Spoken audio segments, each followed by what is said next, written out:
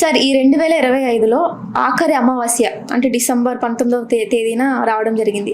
ఆ రోజు మనం ఏం చేయాలి, ఏం చేయకూడదు, అసలు ఎలా ఉండాలి సార్?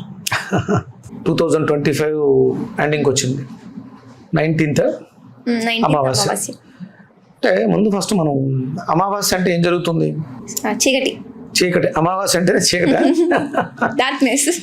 అంటే సూర్యుడి నుంచి శక్తిని స్వీకరించి చంద్రుడు ప్రజ్వలించినప్పుడు ఆ కాంతి మన మీద పడుతుంది. అమావాస్య రోజు ఏదో ఒక అడ్డు వస్తుంది మనకి, చంద్రుడికి మధ్యలో ఒక అడ్డు రావడం వల్ల మనం ఆ కాంతిని చూడలేకపోతాం, అది చీకటిగా ఉంటుంది. అక్కడ నుంచి మళ్ళీ పాడ్యం నుంచి చంద్రుడు మళ్ళీ బయటకు వస్తూ ఉంటాడు.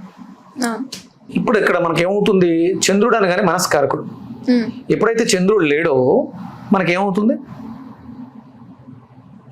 మనసు కారకుడైనటువంటి వాడు చంద్రుడమ్మ, చీకటిగా ఉంది, ఏమవుతుంది? మనసులో ఒక రకమైనటువంటి ఆందోళన వస్తుంది, కొంచెం నెగిటివ్ యాంగ్జైటీ, డిప్రెషన్, మానసికమైనటువంటి ఇబ్బందులు, కోపాలు, ద్వేషం ఇలాంటివన్నీ పెరుగుతుంటాయి. మనసు మీద ప్రభావం చూపించే పనులు ఏవి కూడా ఆ రోజు చేయకూడదు. ఓకే, అందుకని మనకి అంటే మనం తీసుకునే ఆహారమే మన మనస్సు అంటాం. అందుకని పౌర్ణమి అమావాస్యలకి మన జీవన విధానంలో చాలా పెద్ద మార్పు. ఉపవాసాలు అంటారు, ఏది పడితే అది తినడం అవి చేయడం. కొన్ని రకాలైనటువంటి ప్రత్యేకమైనటువంటి పదార్థాలు ఆ రోజు చేస్తారు.